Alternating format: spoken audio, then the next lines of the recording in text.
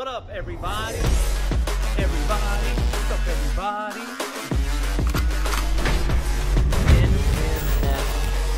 NFL.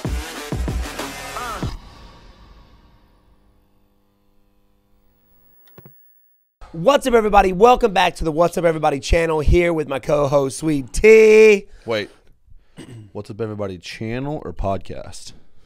You said channel. What's up, everybody? Welcome back to the What's Up, Everybody. You don't have to say the intro again, dude.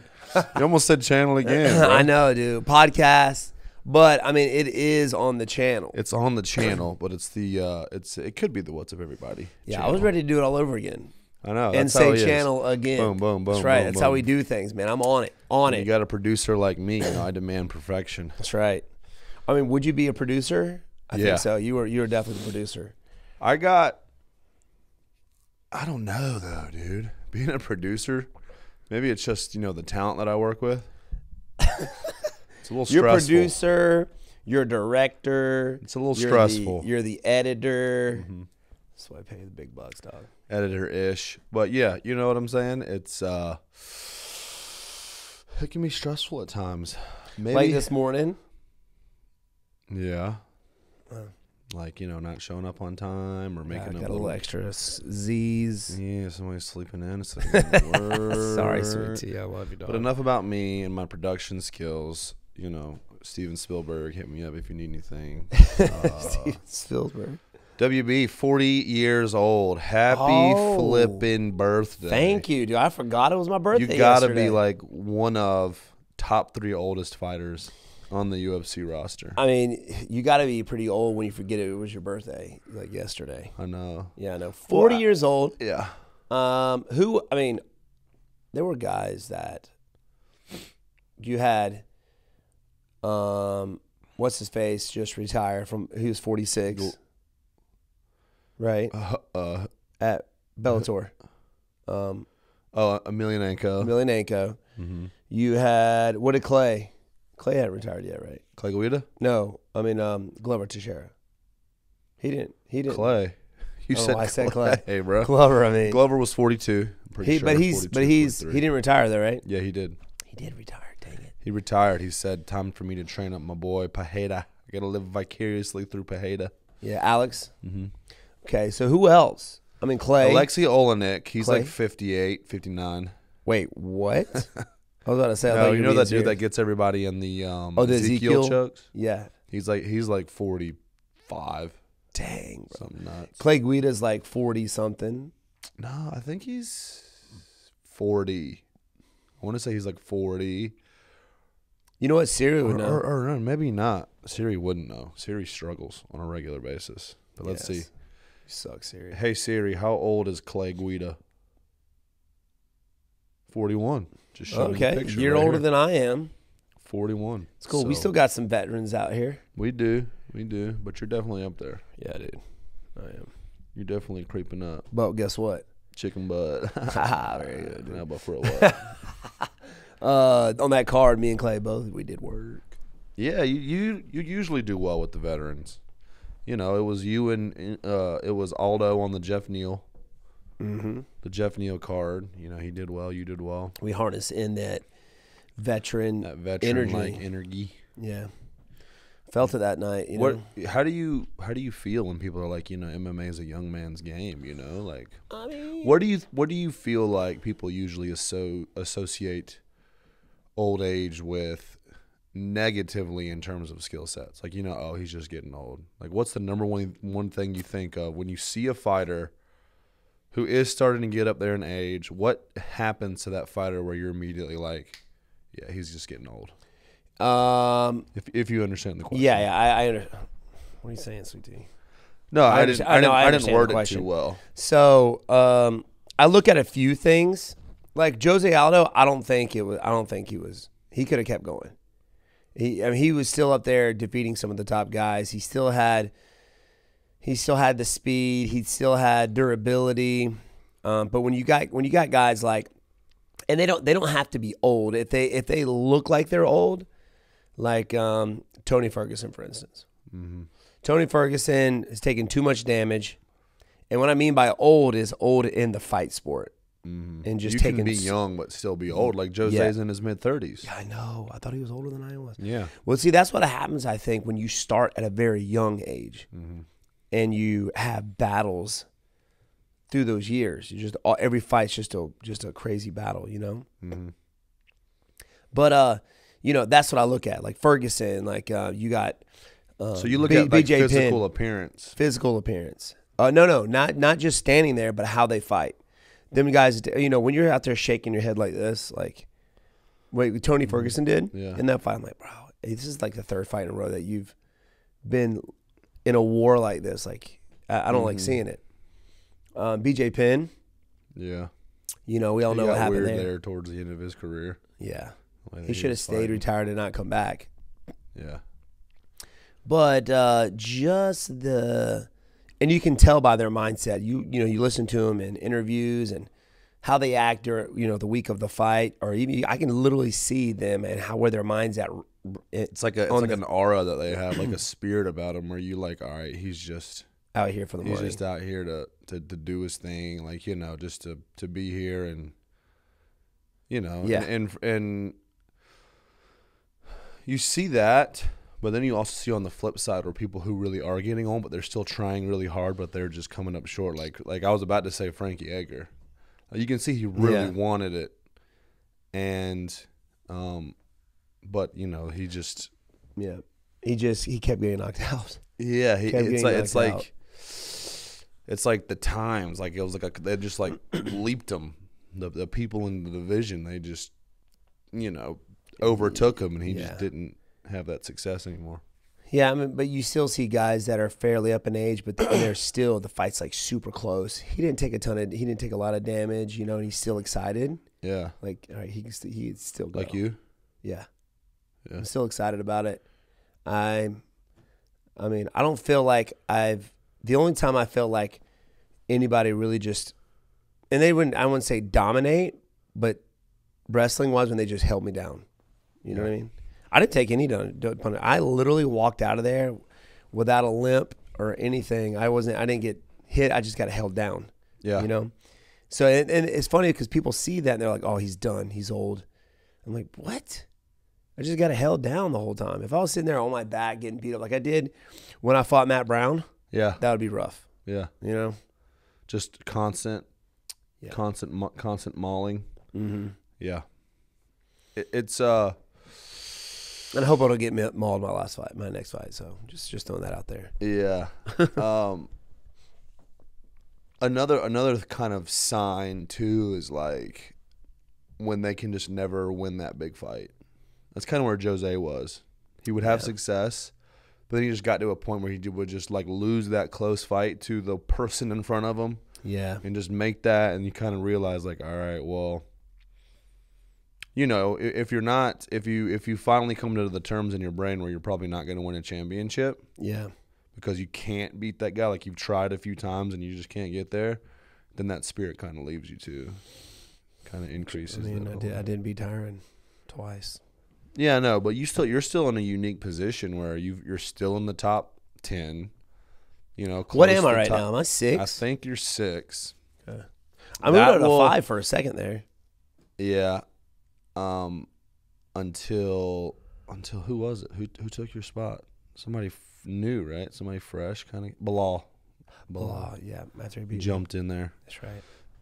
But you're still kind of like, you could potentially, you know what I mean? Thanks, dude. Yeah. You know, like it's not like quite to the point where like he's never fighting for a belt again. I mean, you're gonna have to win a tough fight or two. Mm-hmm. Against some studs, but you haven't shown signs of necessarily.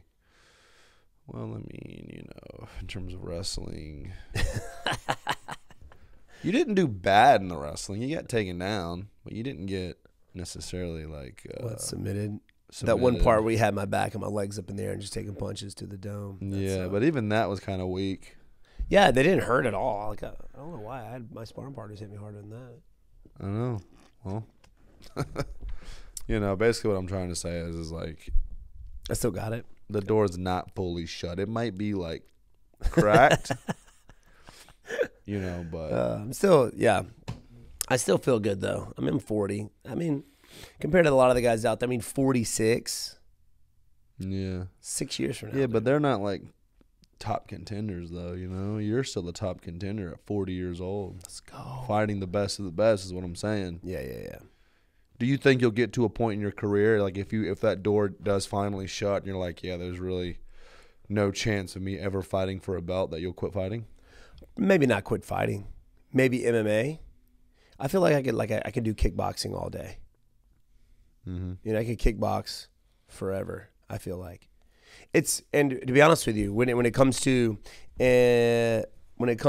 training, it's the wrestling part, not really the jiu-jitsu, but the wrestling that puts me through the grounder pretty much.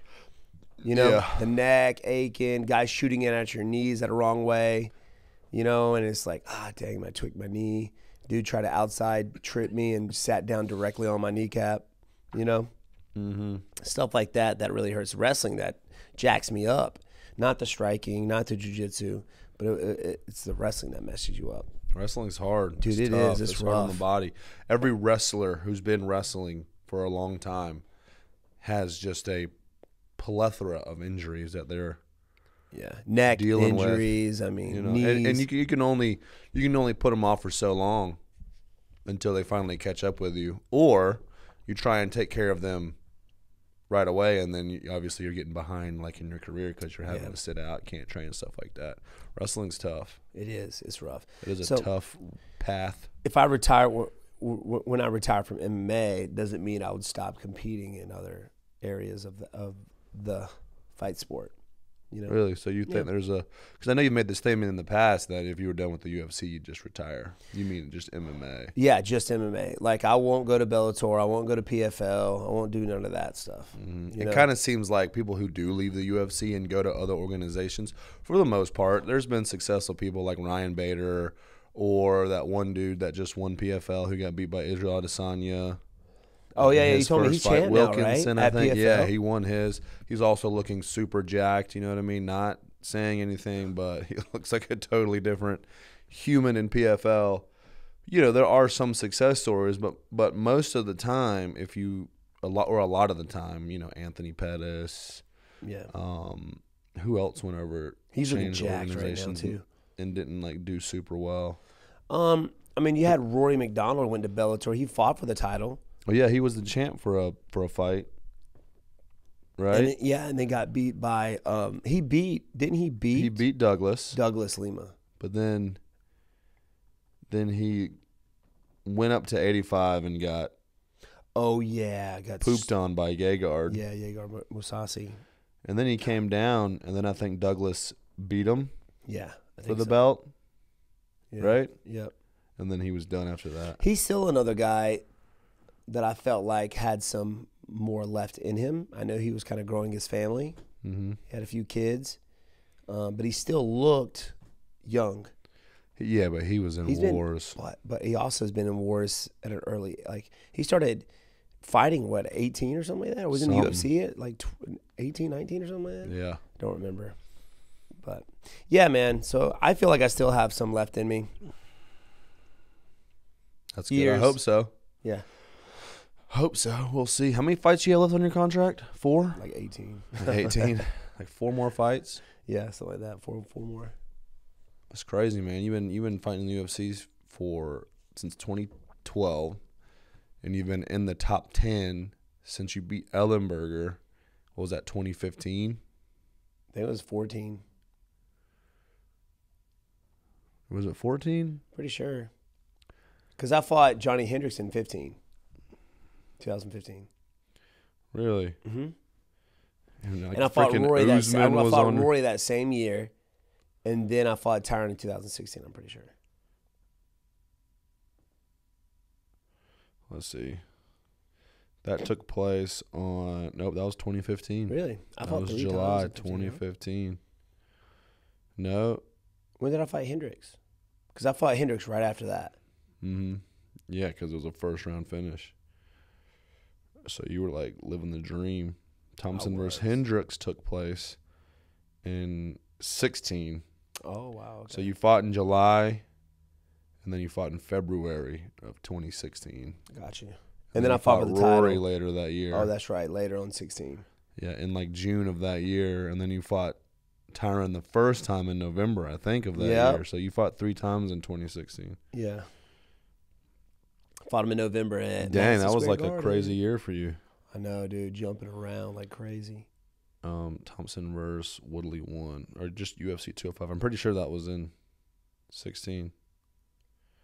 Crazy time. You've been a part of some huge events, man. I know, some epic one. 2000. Tyron Woodley has a room. Yeah, that was 16. Just for the UFC 205 thing, because it was just such a big event. Really? Yeah. Dang, bro. Huge. Who knows what's next? Any plans? You said April, May. Oh, you said May. Did you hear? May, June. Did you hear Pereira? Sean Brady fell out of the Pereira fight. Sean Brady was supposed to fight Michelle Pereira. Oh, when is that? The tricking Brazilian. It was originally meant to go down in April. Oh, May, June, somewhere around there. That's what I was looking to get back. Get back at it. Pereira would be a fun fight. I know we were talking on social medias there for a little bit when I couldn't find somebody. Mm-hmm. I mean, could you fight in April? No, definitely not April. Well, it's 2 months away. It's 8 weeks. You have to start training tomorrow. I would have to start training tomorrow. Well, get your mind right, dude. All right, dude, I'm trying. I mean, that's a great fight. That would be a good fight. He expressed interest in you, you know. I don't know Where's that fight at? Let me see.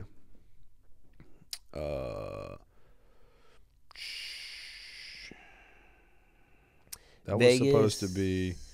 Oh, he tore his groin. Sean Brady did. Oh Lord. Dang, dude, that's rough. If he actually did like tear his groin, I'm sure he's gonna be out a minute. I've been nursing a groin. He said he injury. tore it twice in 60 days. Come on, bro. I injured my groin. I feel like you tear it once. Yeah, you're like you done. should like not be training anymore to tear it again. How do you double tear? Maybe you tore it a little bit and then tore it the rest of the way. You know? Yeah, my groin's been hurting since before my last fight. Before camp even started. Still hurting a little bit. So they were supposed to fight March. Then they went and pushed it out to April.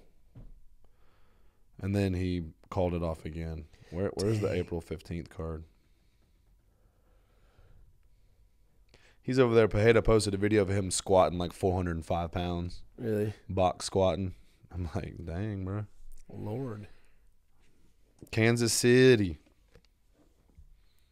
Supposed to be in Kansas City, bro. Headlined by Max Holloway and Arnold Allen. Ooh, Arnold Allen, Bobini. Kansas City's not too far That's going to be a tough one right there. Arnold Allen's a beast. Yeah. Edson Barboza's fighting Billy Quarantino. Pedro Munoz and Chris How old is Gutierrez. Barboza? Barboza's a veteran, I think. No, yeah, you mean he's an older guy. Yeah. Yeah. Let's see. How old is Edson Barboza? 37. Okay, he's up there. Not quite. Quite my age. 3 years. It's the April 15th main event. I want to headline another Kansas City. Yeah, I know. Headlines definitely would be fun. I hate headlining, but I also love it. I love headlining because, you know, when on the poster it's your face and your opponent. You know, it's big. People want to come and see you fight. Blah blah blah. But it sucks because you got to fight last. I know, dude. Last, dude. Everybody else is done with their fighting. They're in the back just chilling, having a good time, eating what they want to eat, drinking what they want to drink. They're out in the crowd, going back to the hotel. I'm still there. I still got to fight, man. Dude, I know. I would feel the same way, too. I don't remember what, but I remember having situations where I'm like, dude, he's already done. He's already went through the hard stuff. Lucky him. You know, like during different things in my career. Maybe it was fighting too, like at a kickboxing tournament or something. Like you look over there. Like you see when they have their trophies and they're like living live, done with their stuff. And you're like, I still gotta fight. About to vomit every second. Yeah. Yeah, headlining's cool too. And how many events have you headlined? Like 7, 8, something crazy. Oh, man, a ton. You got to get back in there and beat some of these welterweight records, dude. You're close. I know. Significant strikes, knockdowns. Am I? You're close. Knockouts. So, April, May, June, Yeah. that'd be cool. That would be fun. We're gonna be seeing Kevin here next week. Yep. Holland. Saying what's up to him, doing a commercial out there with, I don't know if we're supposed to be saying this, we won't get into specifics, but seeing him in Vegas, doing some cool stuff with him. He's got a fight coming up. Dude, I know. Ponzinibbio? When is he fighting? I think March. Kevin Holland versus Ponzinibbio. I think it's April 8th. Is it really? I think. What just came up? Weather? Kevin Holland versus Santiago Ponzinibbio. That's exactly how you say it. Can't be adding extra words in there for serious. She's already confused enough as it is. UFC 287, April 8th. Look at that, dude. Just what was it? April? April 8th. Wow. I can pick that up. I saw his podcast on his hand. His hand still looks rough. Yeah. Have you seen it? Still got a big old He had bump? 2 rods placed in it, and he's about to fight. That happened in December, and he's going to fight 4 months after hand surgery. Dude. You know what I mean? Yeah. That's crazy. He must be like Wolverine or something. He must be like, yeah, I got some animanium in there. It's animantium. Yeah, animanium. Boy. But that's got a lot of good stuff coming up. Of course, the Shavkat. I mean, March 4th is going to be huge. Nuts. Shavkat and Jeff Neal. Yeah. We'll see where they land depending on. Was it Jeff Neal that got injured and they had to postpone it? Yeah, he got injured. They were supposed to fight in January, February, one of those, and he got injured, and then they rescheduled it to April. I mean March. March 4th. Okay. Yeah, March. Sorry. So, huge fights coming up, man. Yeah, dude. Big fights coming up, especially in the welterweight division.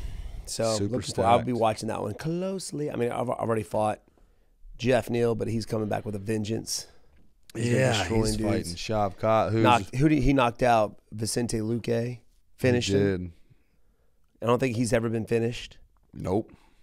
Not at least not via strikes. Yeah. It was like his perfect fight though. That was like his perfect fight. That was tailor-made for Jeff Neal. Yeah. Somebody who's willing to stand and trade, and also somebody who is in the perfect stance for Jeff Neal's left hand. And doesn't switch, right. And Jeff Neal was just, that left hand was money. Straight. Pow, money every time. The whole time. And whenever you would rock Vicente, you rocked him with your left hand. Yeah. I mean, so it's there, bro. It's there. Yeah. I mean, we got he's fighting an undefeated opponent, Shavkat. And it's still relatively unknown, right? Yeah. Like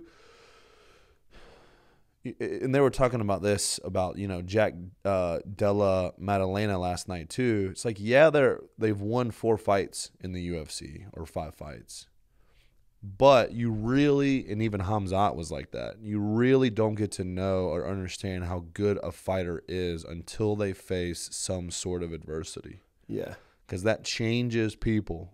Yeah, it takes the best. I mean, Brandon Thatch was a perfect, first thing that popped in my brain. Undefeated. And then he finally faced some adversity, and 3 fights later, he was out of the UFC. He was supposed to be the next big thing. Adversity like losing, or just in the fight, getting hit. Yeah, these guys are coming in there, they're winning. They're all their fights in the first round. It's like at some point in time, they're going to get hit. Yep. By fighters. Make it into the second or third round, then see how they handle that. Yep, just different looks. So you can't really say a whole lot about, or I don't really make an assumption about somebody being a phenomenal fighter or like, oh, they're going to be champion one day until I see them face adversity. Yeah. You saw that in Hamzat when he fought Gilbert. Yeah, that's what I'm saying. Like he's got grit.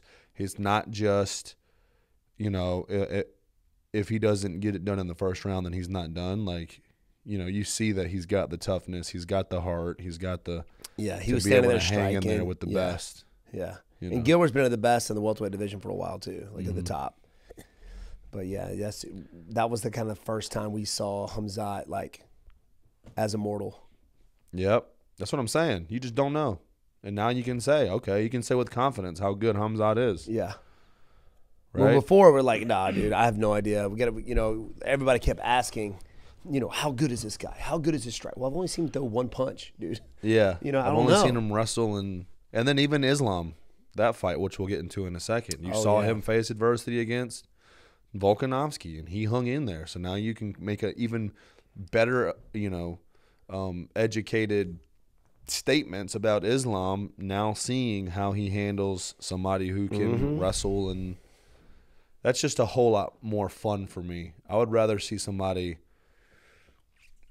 who's taken damage and been able to handle it and fight back and show that heart like you did with Woodley than somebody who's just getting out there in first round finishing and everybody. It's like, that's not the full picture of who that person is, because that's not sustainable. Doesn't make, and it, like you said, it doesn't make for fun fights. Guys that get out there and grit, like they're getting toe up and they just come back. I'm thinking of a fight. Who was it? I don't remember who it was. It was some over the summer. Some dude was getting he was just Probably back. Matt Schnell. Yeah, it might have been Matt Schnell. Yeah. Who did he fight? It was just, I don't remember, but he was getting toe up.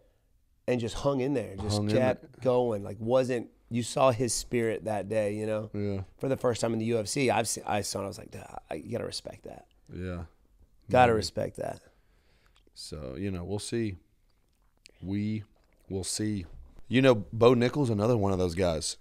Yeah. Right? Yeah, he's an exquisite wrestler. He's never been hit. He's never been touched. I don't think he has. Yeah. No. It was like Hamzat. He's only absorbed like 4 punches in 4 fights or something crazy. So it's a lot more fun for me, or it's a lot more. I respect somebody a lot more whenever they do face that adversity. Yeah. Win or lose. Yeah. But just to know that they got the grit. They got the grit. They're not the guy that like they have the fighting spirit. Who the UFC's pushing, and then when they get to that tough area, they just like they just out. fold or whatever. Yeah, and it makes the UFC look bad. It's like, UFC, what are you trying to do?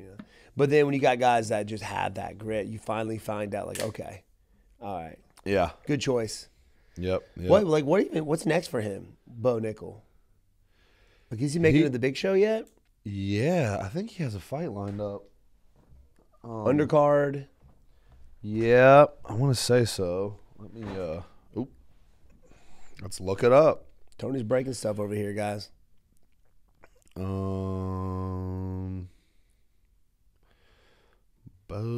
Nickel. I know they have him lined up. I think Jamie Pickett.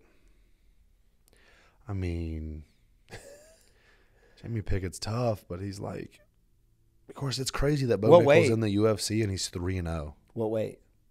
85. He's fighting at UFC 285 March 4th. What a huge card. What? It's a huge card. Dang, Bo Nickel's on that one? Yeah, dude. Golly. If he would have started when I started, he would be on the Facebook prelims. Yeah. Is he early on the card? Dude, I remember having to connect my laptop via not even HDMI, whatever cable. To watch my fight? Yeah, to watch your fight. And then it like glitched out, and then it came back on, and you had just knocked out Dance. Y'all didn't even see it. We didn't even see it. We didn't even see the fight because like the internet was like, oh, Facebook is down. What? We had to like get back into it, and next thing you know, his head's like bouncing off the floor. We're like, going nuts. Didn't even see it. Didn't even see it, bro. What is that? UFC 285. 285. Find it, sweet tea. Find it. Goodness. He's on the main card. What? He's the first fight on the main card at 3-0 against Jamie Pickett, who again, like 3. No disrespect. Wait, 3-0 as in like for the UFC or ever? Ever in MMA. Dang, boy, they're pushing him. Yeah, I mean, they're trying to get that fresh blood up in the 85 division. I mean, it's kind of stagnant. Israel Adesanya's kind of beating everybody. Yeah, he was calling out Hamzat. I would love to see that fight. I would love to see him versus Hamzat. Would love to see that fight. 2 legit wrestlers. One just like a 4-time All-American. You know what I mean? Is he 4-time? American wrestling versus that Swedish. Yeah, I guess. Because he's from Sweden? Yeah. Well, he's not from Sweden. But but he yeah. Sweden national champion. Let's see. He's fighting Jamie Pickett, whose MMA record is 13 wins. No, 13 wins and 8 losses. Okay. Who has lost his last 2 fights. Oh, okay. So, They're pushing pretty good. They're pushing him. Yeah. They're pushing pretty They're good. setting Bone, and they're putting him on the biggest Card of the year. so year. Far. Against a guy he's supposed to do well against. So they really want people to know who Bo Nickel is. Oh, yeah. They're trying to get that fresh blood up at that 85 division. Yep. And if Hamzat goes up, dude. See, that's how it's going to be. Like, Bellator is already doing this. They're getting these guys into contracts, like these legit, just like crazy wrestlers, right? And they're putting them on contract and kind of babying them up. This is like out of college. This is like the first time that's happened to the UFC. You know, of course, you know, you got this guy named Bo Nickel who if you're a wrestler, you know who he is. You know who Bo Nickel is. And like, yeah. You know, that's how popular he is in the wrestling world. And they put him on the Ultimate Contender. He probably, I mean, he'd have made the Olympic team, but he forego it to start his MMA career because the next Olympics isn't for a few years. Right. And he knew ultimately he wanted to do MMA, so he was like, forget the Olympics, which he probably would have gone and maybe won. I don't know. I don't know how that whole. I'm not that into wrestling. I don't know if the UFC was looking out for him or he got on the Contender Series, fought, and they were just like, oh, no, they were looking for him. Really? I'm sure. He was training at ATT. Well, I think he runs his own gym up there, like his own ATT gym. I don't know, up in Pennsylvania. It's like right next to the University, Pennsylvania. Yeah. Oh yeah. And so they can get guys from the wrestling. It's the new thing. I mean, the Dagestanis are doing it. They're sending these wrestlers into the UFC. And I think I was talking to Matthew yesterday, 2 days ago. He's like, "Why don't you see the U.S. doing that? Like getting these wrestlers into the big show to start feeling the people with the U.S. wrestlers." And I was like, "I don't know."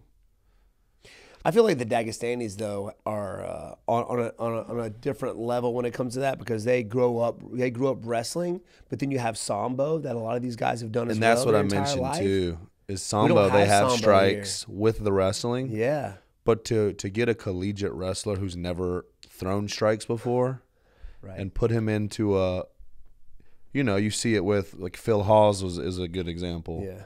It's different when you've done one thing your whole life and then you add something in versus, like the Dagestanis who are doing Sambo, which has the striking and the grappling and the wrestling their whole life. Yeah. So when they get into MMA, it's nothing new. They're used to. They know how to throw punches. They know how to set up the takedowns with the punches. They get hurt. They're shooting in. They know. They just know. It's different. Yeah. Yeah. And it's a harder way of life where they're at. I mean, you know what I mean? Yeah. Isn't it? I would imagine so. Isn't it? I think so. I don't know a lot about where they're from, but from what I hear, it's a pretty tough area. Upbringing, yeah, they got to fend for themselves a lot more than. So they have the three things. They got the Sambo, the wrestling, the striking, and they have like the hardness, the hardening of life. Yeah, of life. Yeah. So yeah, Bo Nickel's another one of those guys where obviously he's a phenomenal athlete and competitor, but like I don't know. Well, from what I've seen on social media, I follow him on social media. The dude is training every day, no days off. This dude is constantly at the gym trying to better his striking ability, so that way he becomes a better, well-rounded martial artist. He knows that he's not going to be able to get through everybody with just. He's intelligent, man. He's a smart guy. Graduated from Penn State. And yeah. I mean, how old is he? Like 20? Early 20s. Yeah, golly. I was 28, bro. When you started? When I started. MMA? 28, man. 20, shoot. Yeah. But, it's good to see him. It's good to know that he's an athlete and he knows the grind, which is what wrestling brings. It's a grind, which is why not a whole lot of people wrestle. They play football or baseball or whatever. Yeah. It's just a different mindset when you wrestle. And it's a grind to much more difficult, like with not a whole lot of reward at the end of the tunnel. Yeah. Like if you play football, baseball, basketball, you know that there's a chance of you going to any one of those leagues, you're making minimum over $500,000 a year. Yeah. Wrestling, it's like the Olympics. Which, I'm sure they make sponsored deals and stuff, but you know what I mean? Yeah, It's kind of like. But now it's cool that, you have the UFC, but you better learn how to do everything else. Yeah. And that's what's so good about wrestling is because if you've done wrestling your whole life, the jiu-jitsu part of it becomes easy. Chris Weidman, for instance, he did a year of jiu-jitsu and competed in Abu Dhabi and was defeating some of the best in the world. Yeah. He was out there with Galvao, like, it was super controversial. Yeah. I know. It's a good base for competitive MMA. Yeah. To have that wrestling, especially for how heavily scored wrestling is. You can outstrike somebody a whole round and they get you taken down in the last minute. You lost that might fight. have won the round. Yeah. You know what I mean? So, nuts. But again, we'll see. I don't think Jamie Pickett's the guy that's going to be able to show us much of Bo Nickel, but we'll find out. We'll find out. This is going to be a fun one, though. Out. Dang, he's on that card? I didn't know that. Yeah, that's a big-time card right there. Speaking of cards, UFC 284 just went down. Yeah, WB. boy. Yes. WB. Now, which fight you want to get into first? You call it. Let's see what we got. I'm barfing over here like crazy for some reason. Yeah, man. You need to some gas, bro. Gut health, bro. You need to take some sort of probiotic. I do, actually. Cledson Rodriguez. Did you see that fight? No, I did not. Good. He did the flying Wonderboy butt. The flying butt. No. Yeah. What? Did he have him up against the fence or something? Exactly. He had him against the fence. He ran to do like a jump spinning back kick, but just, was way off distance and hit him with that booty, bro. Dude, I don't know about that booty technique. Running the bah, try to ooze him through the fence. Wait, you know which one I'm talking about. You tweeted about it. The guy with the yellow shorts. Remember? He did the flying butt bump. Oh yeah. Got it from our YouTube channel. He did. Saw that, by the way. Yes. I know what you're talking about. Yeah. Yeah, I saw that. I remember that. Because when it happened, I had gotten up to use the bathroom. When I came back, they were like, bro, you hit him with this weird butt thing. I was like, what? Yeah. I remember I mentioned it. So it was. Dude, you got to hit him with that Wonderboy butt. Get him with that flying butt. I know. You got to have. You got to have a donk though in order for that to work. Mm-hmm. I think he was lacking on the donk department, see, that's so why it didn't have max effect. It did some dammy. Nice, but it didn't finish the deal. But I just wanted to point that out because we got that from the channel. But we'll just kick off right in the main card. Jimmy Crute, Alonzo Menifield, they fought to a draw. Crute, a draw. I hate that. There've been so many draws lately. I know, so many draws. I know. Crute came in doing what he doesn't normally do, and it showed. He went heavy with the wrestling first. I mean, I would too. Alonzo Menifield is a banger who just starches fools. Shoot for the legs, man. Shoot for the legs. Menifield did a pretty good job defending for the most part, but by the time that first round was done, they were both exhausted. Man, that's what happens, man. You give it all out there like that. See, that's I think one of the reasons. Well, I don't want to give too much of my game plan away, but don't stop it. I like to feel people out.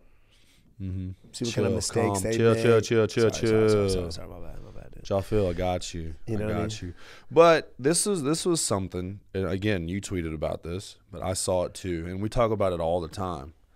You have somebody hurt, like Menifield did, on the hands, at range, at distance, and then you clinch with them. Why?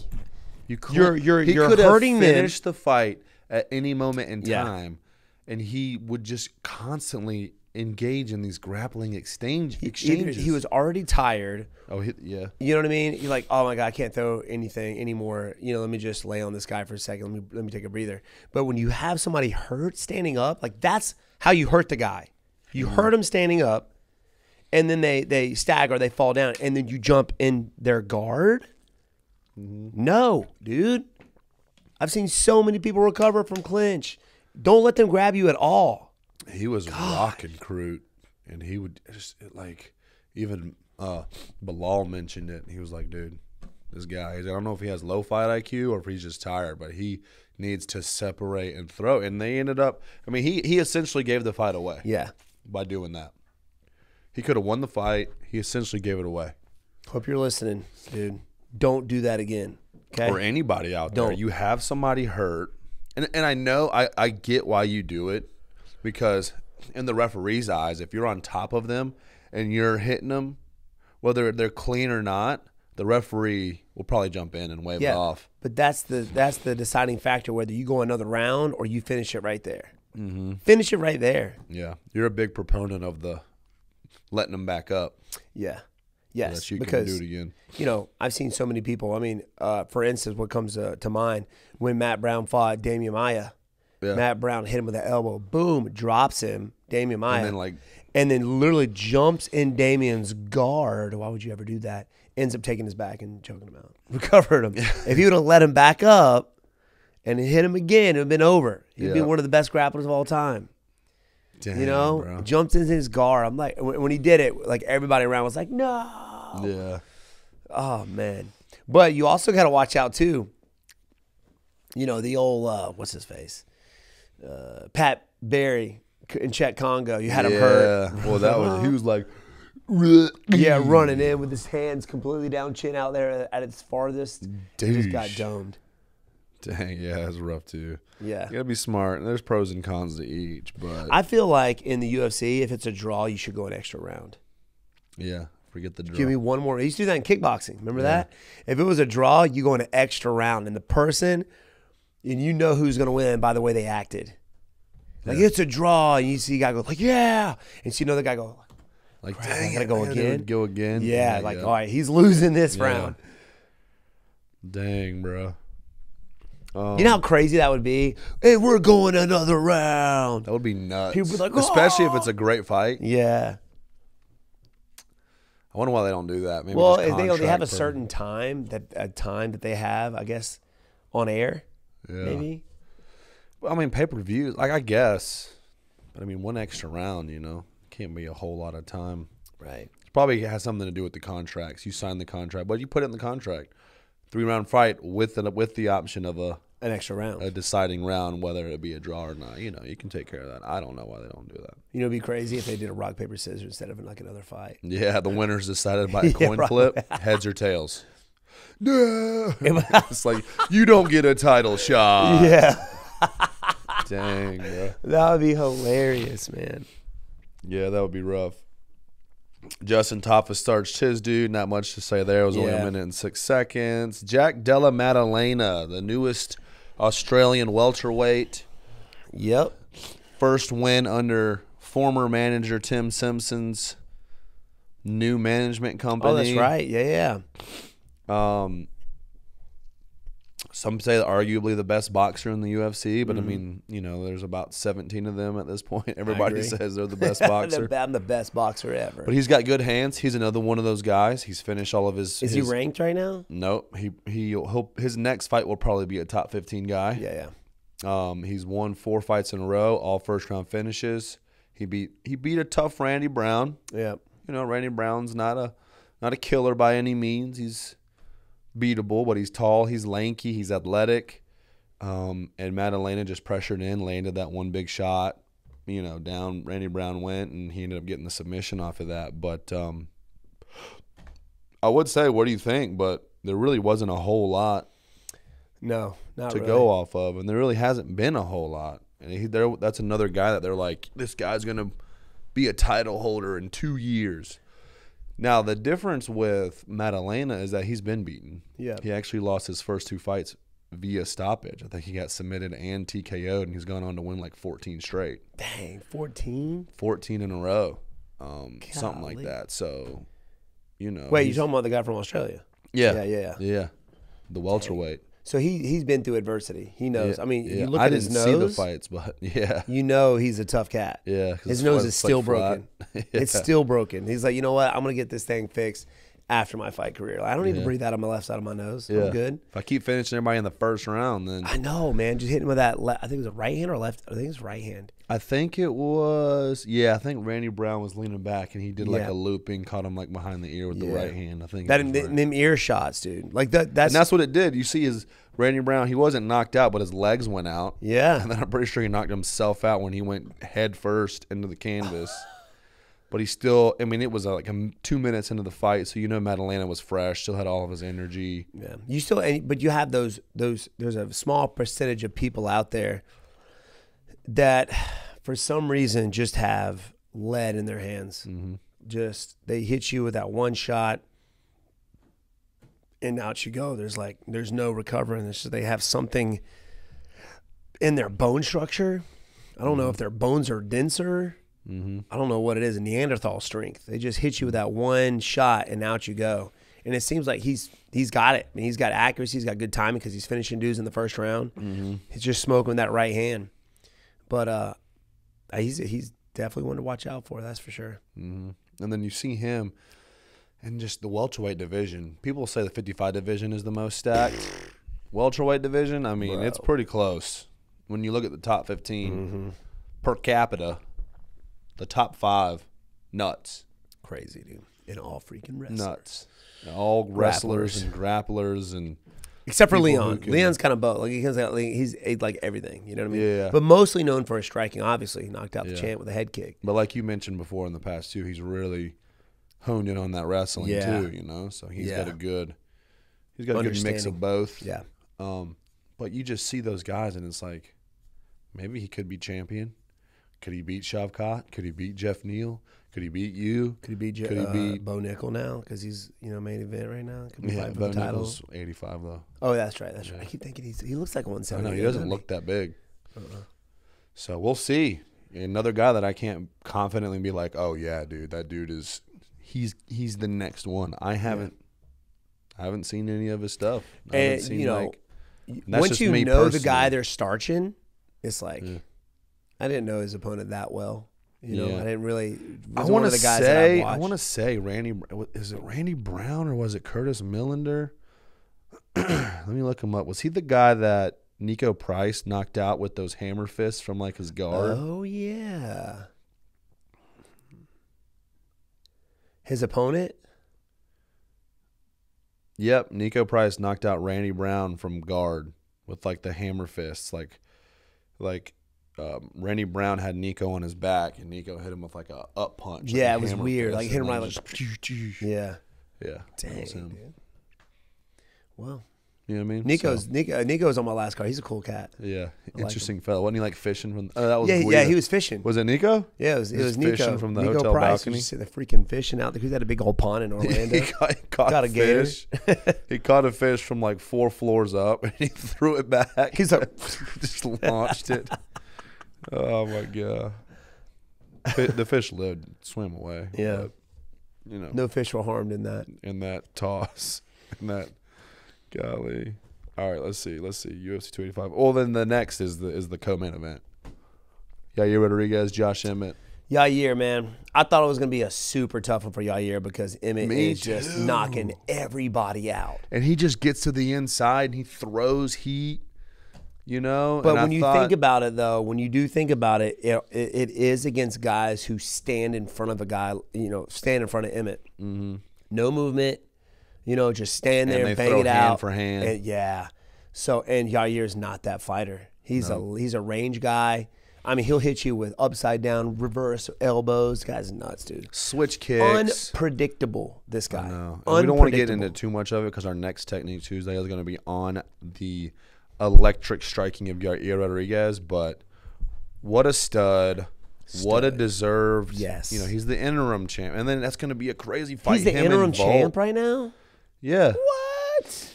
Him and Volk. That's right. They're going to be next. Bruh.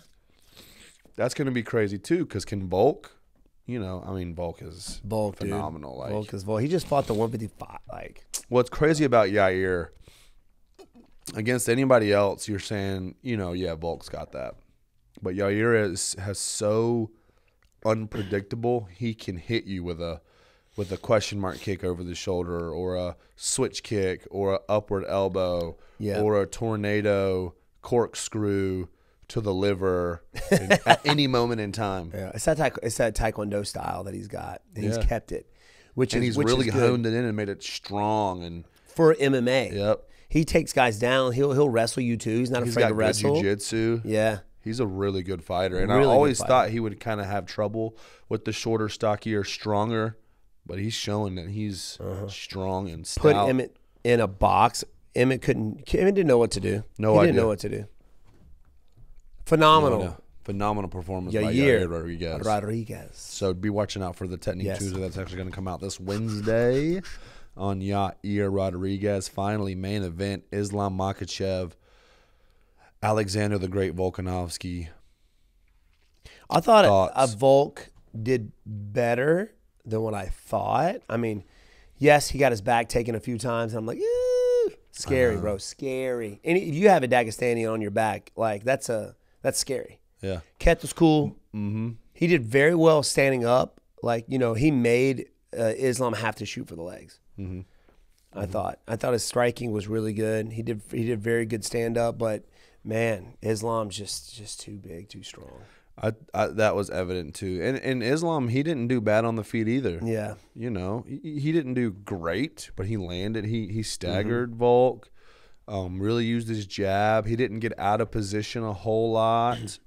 I think you listened to the last breakdown of my he was like, Islam Makhachev striking breakdown. I was like, look, I can't be putting myself out of position. Yeah. Wonderboy, you're right. So now he's got a C+ in that category. Yeah. But no, I mean, they both did well. I think Volk did better in the wrestling than a lot of people thought, and I think Islam did better in the striking than a lot of people thought. Still wasn't great. It wasn't like any of them. I was more impressed with Volk's ability to survive those bad positions, Islam's wrestling, than I was Islam being able to survive Volk's striking. Yeah. Because I mean, everybody knows Volk's striking is good. I mean, he beat Max, but wasn't able to knock him out, right? Yeah. But Islam's wrestling is just so talked about because he's got the lineage of Nurmagomedov. Yeah. You know what I mean? You have that lineage and best friends, and he's just known for he's known to be a ridiculously strong. I heard he had some struggle getting down in weight. Yeah, he looked real depleted. Yeah. Like the night before, I heard he was still like 160 something, 67 167, or something. like 2 nights before or whatever. But he made it, and I think that's one of the reasons why those guys are so strong, man. They walk around so big. Mm-hmm. I mean, Nurmagomedov used to walk around at 200. He fought at 155. He missed weight quite a few times. Yeah.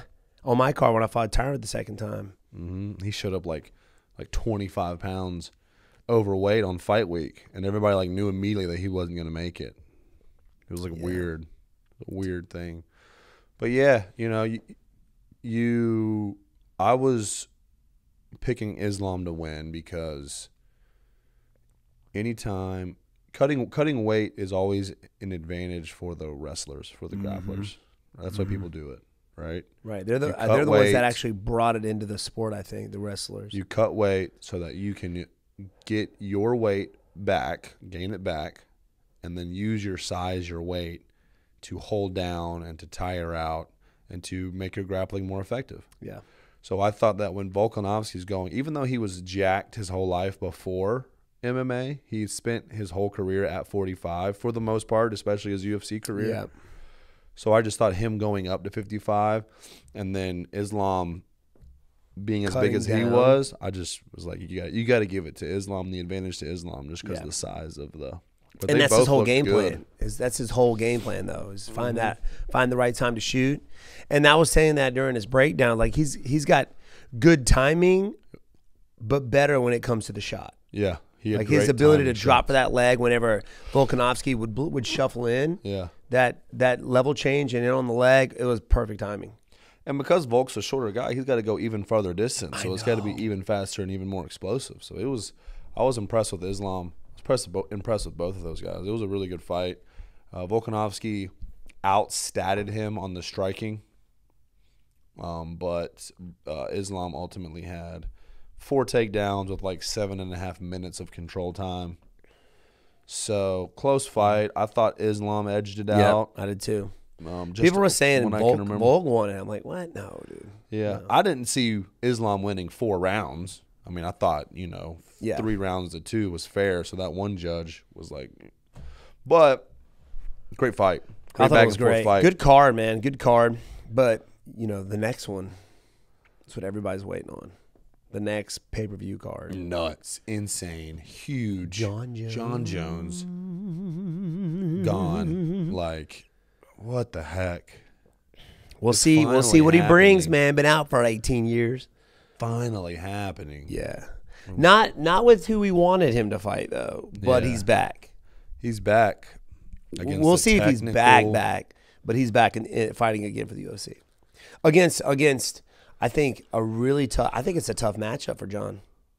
I know, you're picking Gon to win this one. I just feel like he's faster, man. He's quick. He's way faster than Jones. Jones is not. He's not. I think known Jones for his is going to speed. go to his wrestling and his grappling, and I think he's going to nullify Gon. That's what I think. Can he do it after putting all that weight on for 5 rounds?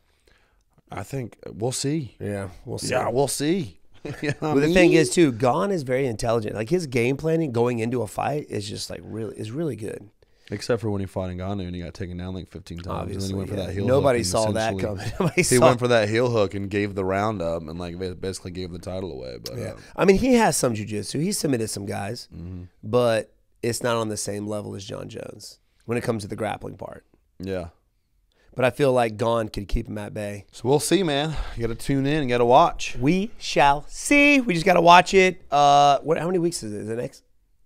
March 4th, a few weeks away, beginning of March, man. Let's go. Tune in. We'll talk about it. We'll talk about it. Absolutely. After the fight. Maybe before the fight. I don't know. We'll just talk about it. Got to. Both. Before and after. And all the above and all the in between. Yes, sir. Do you know what I mean? Dot all the I's and cross all the T's. Dot the I's, cross the T's. All